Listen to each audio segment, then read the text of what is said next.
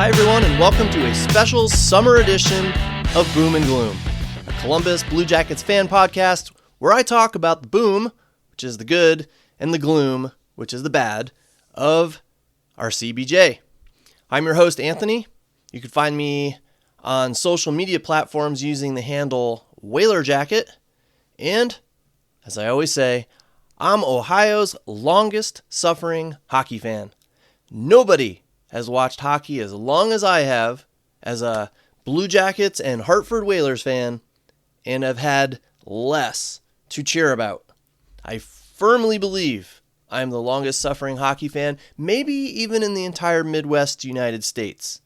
I'm 48 years old, and since I began watching NHL hockey around, I would say, the age of 9, I have never seen my favorite team advance past the second round of the playoffs. My favorite team, the Whalers, was ripped away from me, moved to North Carolina. My favorite AHL team, the New Haven Nighthawks, they ceased to exist. And, not to mention, my alma mater, Miami University, made it to the national championship game and was up by 2 goals with a minute left in the game and lost. They haven't been to a national championship since. Now, I say all that for any new listeners with me today who might be tuning in for the first time, so you can learn a little bit about who I am and why I say I am the longest suffering hockey fan. But for all you people who are returning, welcome back. Thank you for joining me today. It is currently Monday, June 30th. Happy birthday to my sister. And I'm not quite sure how this recording is going to turn out. I have a 4.5-month-old yellow lab puppy. Ripley is her name. And I love her to death. But she is a menace. Last week, she ran into my office and without any warning, went over to my microphone cord that was plugged into the computer, chomped on it once, and severed it beyond repair.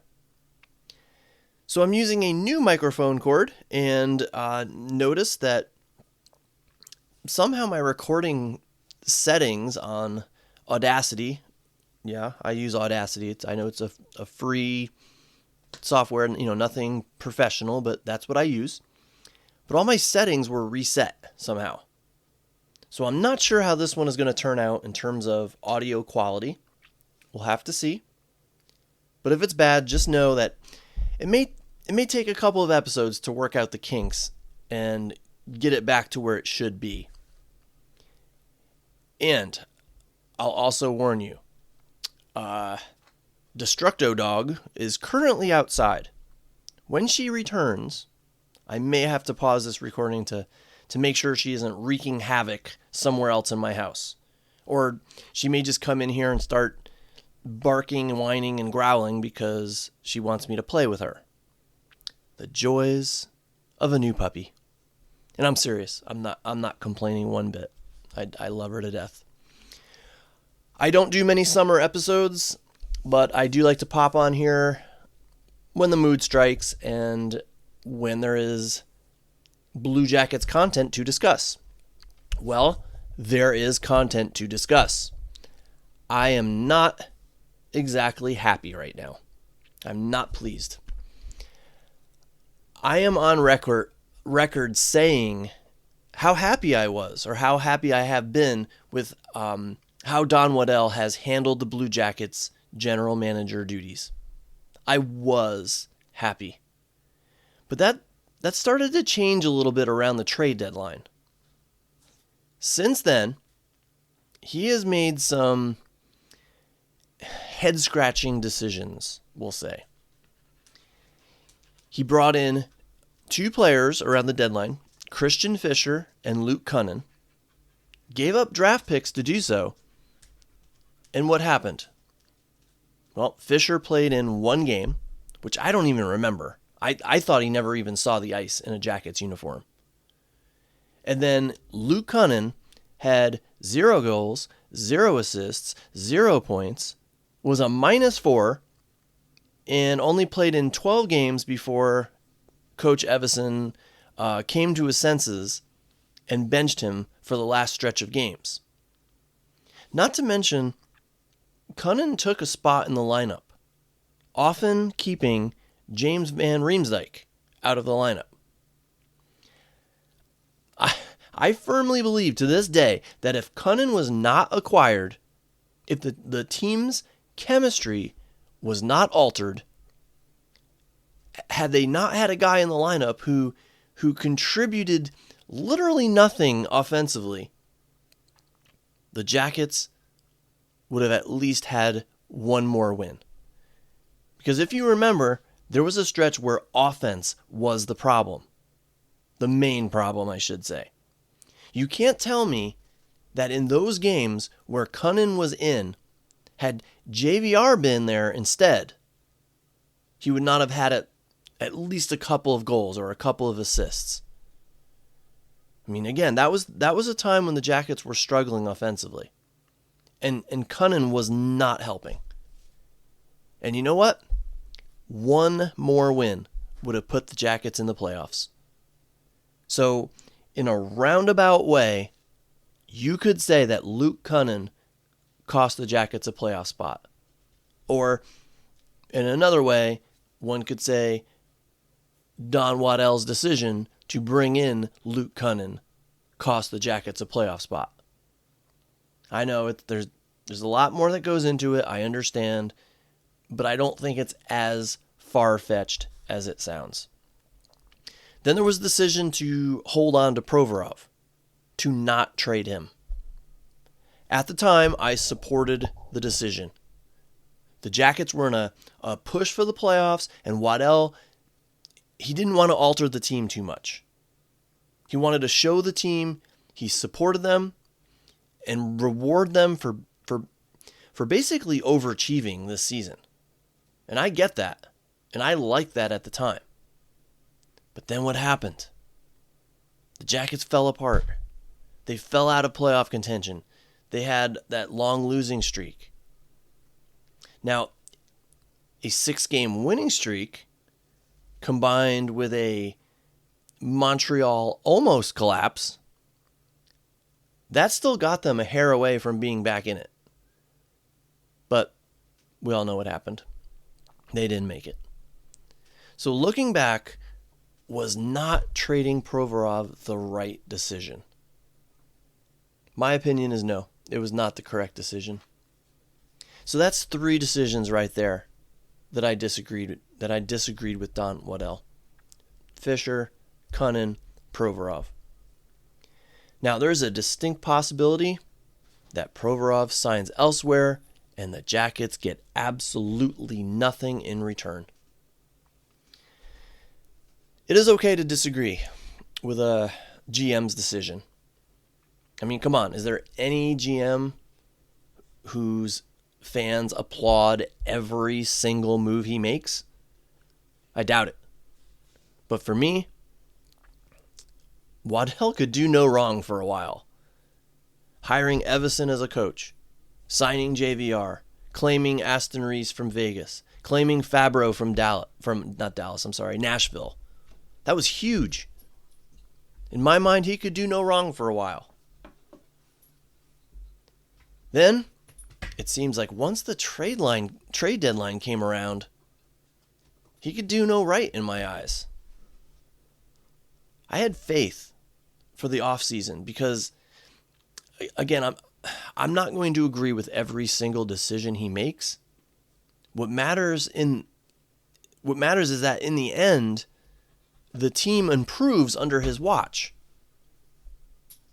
Well, now the offseason has begun, and to be blunt, Waddell is off to a crappy start, in my opinion. Let's start with the trade. The Jackets sent draft picks, including a second-round pick, and Gavin Brindley, to Colorado for Charlie Coyle and Miles Wood. This trade infuriates me for several reasons. Every single Avalanche fan I have seen online has raved about this trade. Not a single one has been disappointed with the return. I saw an expert, supposedly an expert, rank the trade as a solid A for Colorado. He gave the Blue Jackets a B-. I haven't seen a single person out there who thinks we won this trade. I'm sure they exist, but I have not seen them. I've hardly seen any Jackets fans who are super excited about this trade. I've seen a couple, I admit that. But you can count me as one of the ones who is not excited. I'm not happy. First of all, let me start with Gavin Brindley. Brindley was considered a steal at the start of the second round of the draft a couple years ago. Granted, he had a bad year in the AHL last season. 6 goals, 11 assists in 52 games. His first professional season. But the kid is still a kid. He's still developing. And he lit it up in Michigan. He was good friends with Adam Fantilli. I had high hopes that they would one day be reunited on the Jackets. If you recall, the one NHL game that Brindley played in with the Jackets, that was when Fantilli was injured last season. So Adam never got the chance to play with him as a professional teammate. The Jackets gave up on him. Now, and I understand the notion that he is very undersized and Waddell wants some bigger players. I understand that. And I understand that he is a Yarmo pick. And he may not fit in with Waddell's vision. I get that. But it still stings. But what stings the most about it is because what else the Jackets gave up in this deal. They also sent Colorado a second-round pick and a third-round pick. Late-round picks, I might have been okay with. But a second-round pick? And a third? And Brindley? For who? Let's start with Charlie Coyle. I have no issues. I have no problem with Waddell bringing Coyle in. He brings experience. He brings a scoring presence. He brings size to the lineup. I'm just not happy about the price tag. Brindley and 2 draft picks for his contract. The Jackets will be paying him, I believe, if I look this up correctly, $5.25 million, which is fine because they have plenty of cap space to pay him, but it is only a 1-year deal. He has 1 year remaining on his contract. So unless he lights the world on fire, he will either be traded at the deadline, if, God forbid, the Jackets are not in the playoff picture again, or there's a good chance the Jackets don't re-sign him. He'll be 34, pushing 35 years old, I think. I'd have to check on that, and I'm going by my memory here. But he's already on the downswing of his career. And Waddell felt he needed to give up all those assets for him. And Miles Wood. Now, I confess, I'm not very familiar with Miles Wood. But I do know that there has been not a lot of positive stuff written about him. He apparently is a fourth liner with a lot of size and a lot of speed. But he apparently takes a crap ton of penalties and is very mistake prone. And he's signed for 4 years with a cap hit of $2.5 million. This was a cap dump for the Avalanche. The Jackets basically paid them to take almost $8 million off this year's cap hit. In my opinion, this was a horrible deal for the Jackets. Not because of Coyle, not because of the player that we got or the players that we got in return, but because of the price paid to get them. Don Waddell should not have paid such a hefty price. I don't think that Wood and 1 year of 34-year-old Charlie Coyle is worth almost $8 million in salary and cap space, 2 high draft picks, and a prospect. To me, knee-jerk reaction here, Colorado fleeced us. And I don't like that feeling. After the acquisitions of Fisher and Cunnin and the lack of moving Ivan Provorov, and now this, I'm just not feeling very confident in Don Waddell's trade-making ability right now. I know he has a great track record. I understand that. He built Carolina into a great team. But right now, I'm just not feeling very good about it. Now, I do have to say, I am happy with one other trade that he did make. Destructo Dog is back, and I'm keeping her away from my microphone cord right now. But anyway, I am happy with one other trade that he made. I don't want to forget to mention, and that is Daniel Tarasov was traded to the Panthers for a draft pick. I am 100% on board with this trade. If they got a bag of pucks for him, I would have been happy. It just makes me wonder. Zito wanted him in Florida. The Panthers they've made Bobrovsky into a 2-time Stanley Cup winner. So now will Tarasov turn things around in Florida and make us wonder why it didn't work out for him in Columbus? Only time will tell on that one. And one more thing about the Coyle trade. He's a center. So is the plan to have him on the third line or the fourth line? If it's the third line, does that mean Cole Sillinger is going to be moved to wing? Does that mean Cole Sillinger is possibly on his way out in a trade? If he's on the fourth line, does that seal the deal, or seal the fate, I should say, of Sean Corrali not returning to Columbus? Questions that may be answered sooner rather than later, I guess, because free agency is about to start. All right. That brings me to the NHL draft.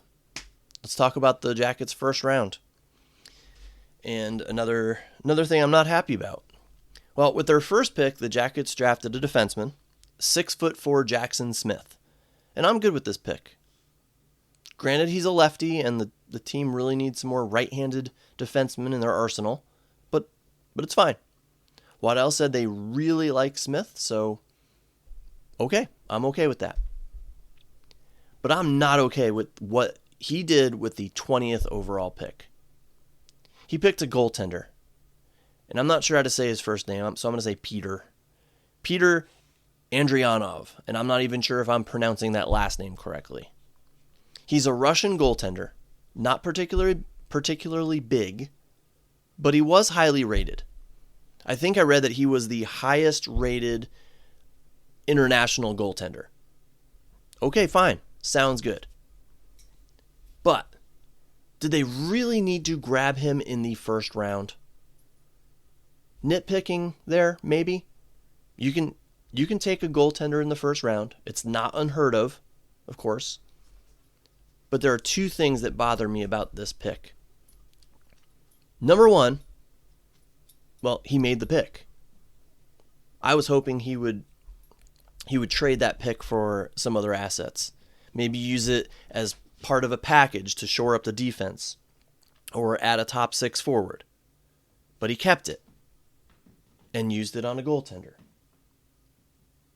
Number two, this goaltender apparently will not be able to play for the Jackets for at least 5 more years. Actually, I heard 6. I didn't confirm, but 6 years from now, 2031. And you're drafting him now? Using a first round pick to draft him now? This goaltender better be absolutely incredible and worth that wait. I mean, heck, Don Waddell might not even be GM of the Jackets 6 years from now. That is a long way down the road. And by the way, the reason for that, for the 5-6 years, is because I guess he's under contract in Russia.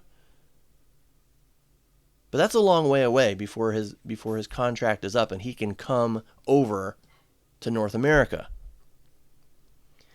See, my thought is, unless the goaltender is out of this world good, like the second coming of Patrick Waugh or Martin Brodeur, like that good, you don't pick him this year when your team has more immediate needs. This honestly feels to me like a draft pick that's been flushed down the toilet. Drafting Russians who play under contract overseas, it's always a crapshoot anyway. And granted, I know it has worked out so far with Marchenko and Voronkov. But why roll the dice with a first-round pick on a player you know you won't see for 5 or 6 years? That makes no sense to me at all. I will bet someone $5 right now, just $5, okay, that Andrianov, or however you say his name, he will never play an NHL game for the Jacket. Because my gut tells me that that's what's going to happen. And at this point, you can probably hear that squeaker in the background. That is Ripley. She has decided to start playing on a toy 6 feet away from me. So I apologize for the squeaking. No updates, by the way, on Provorov. Free agency is set to start, and at the time of this recording, there has been no contract offer that I know of to Provorov. So it looks as of now that they're going to let him walk for nothing, obviously. Again, they could have traded him. John Gibson just got traded to Detroit. Noah Dobson got traded to Montreal. And I know it's early, people, but man, this has been an underwhelming start to the offseason, to say the least. With Gibson and Dobson sent to new teams, the Jackets apparently have to focus on free agency to fill their needs. Or they may have to, at least. You know, there might be some trades in the works that we don't know about, but right now that's the way it's looking. And there are slim pickings at the goaltender position. It is looking more and more, barring some miracle trade, that we're going to roll with an Elvis Jet tandem next season. Glad for Jet, but I was really hoping to have a replacement for Elvis. And again, trades can happen, sometimes out of the blue. I mean, remember the Panarin trade from Chicago? Who saw that coming?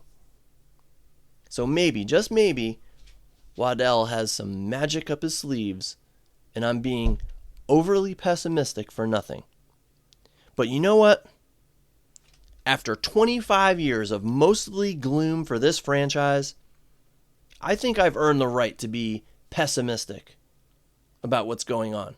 I think I've earned the right to question decisions made by our still pretty new GM. I think I've earned the right after being told that Scott Housen knew what he was doing. We just had to wait. And after I was told that Jarmo Kekalainen knew what he was doing, we just had to wait. We just had to be patient.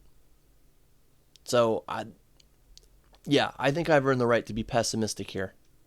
All I can say is that I hope that I am proven wrong. Ripley's still squeaking away. Ripley, I'm recording here. Anyway, I was glad to see that Dante Fabro was signed yesterday. That's a good start with a team-friendly 4-year deal. I like that. But I don't think it's going to happen based on how I'm reading things here. But if Provorov signs as well, we're basically running back the same exact defense from last year. A defense that most everyone agrees needs an upgrade. I still hope there's something Waddell is working on there, and Provorov is left to test free agency with other clubs. I do hope that, even though I am annoyed that we're not going to get anything in return for Provorov. And another thing I just thought of, okay, if the plan is to roll out an Elvis Jet tandem, Elvis seems to get frequently injured or sick or something keeps him out of the lineup. So I really think a cheap veteran on a two-way contract would be a huge benefit to the organization. But Don doesn't ask me my opinion, so we'll have to see what happens. In other news, let's see, the Jackets released their 25th anniversary logo. It's okay. I'm not thoroughly impressed with it. They went for kind of a 3D design, and I think it looks a little bit clunky, but it's not bad. I really hope they wear that Stadium Series jersey again. And speaking of which, I have to say this. I have checked the Dick's Sporting Goods website literally every single day since that Stadium Series jersey went on sale. The price has never dropped. No sales, no discounts. Still $190. I have one, a lovely Father's Day present for my wife, but it's not sized correctly. I ordered a 46, but it's the exact same size as a size 50 Fanatics jersey. So my plan is to buy another one when it goes on sale, then return the incorrectly sized 46, since I still have it and it's outside its return window. I suppose I could do that anytime, but I really don't want to add $200 to my credit card, even temporarily. All right, what else? Sorry, I went on a little rant there. Jackets signed goaltender prospect Zach Sawchenko to an extension. So that makes me think he will be vying for the starting Cleveland Monsters job with Jet Greaves moving up to the Jackets. But I still think a low-cost veteran goaltender would be a boon for the Jackets at this point. And I think that's all I got for now. Things can change pretty quickly, and if history repeats itself right after I publish this, the Jackets will make a huge trade or a huge signing that changes everything. So hopefully I'm maybe willing that into existence, because right now I have to say I'm feeling pretty pessimistic, pretty frustrated about what I had hoped would be a fruitful, successful start to the offseason for the Jackets. And yeah, I know, it's just started, I know. But there are a lot of chips coming off the table really fast. Don Waddell better act fast or have some other options that we don't know about. This was, of course, a rare summer episode of Boom and Gloom. Will there be another one? Well, that depends on what the CBJ, what news develops over the next several weeks with them. Once free agency starts and the Jackets make some moves, or neglect to make some moves, or if more trades happen, then yes, I will pop back on here to give my unwanted opinions. Before that, you can always feel free to contact me if you'd like to talk Jackets hockey, if you have questions or ideas for the podcast, or just feel like venting. I find that very therapeutic sometimes with the Jackets. My wife was actually annoyed with me 2 nights ago when I walked away from my computer frustrated, and she asked what was wrong. And I told her in a very serious, stern voice that I am upset that the Jackets never contact me and ask for my opinion on trades and draft picks. She sighed, and she regret asking. She couldn't care less. but it was nice to vent to someone. So please feel free, vent to me about your frustrations with the jackets if you have them. You can find me on Blue Sky and Instagram. My handle is WhalerJacket. Or email me, whalerjacket@gmail.com. I'll see you next time, and I guess, go Jackets.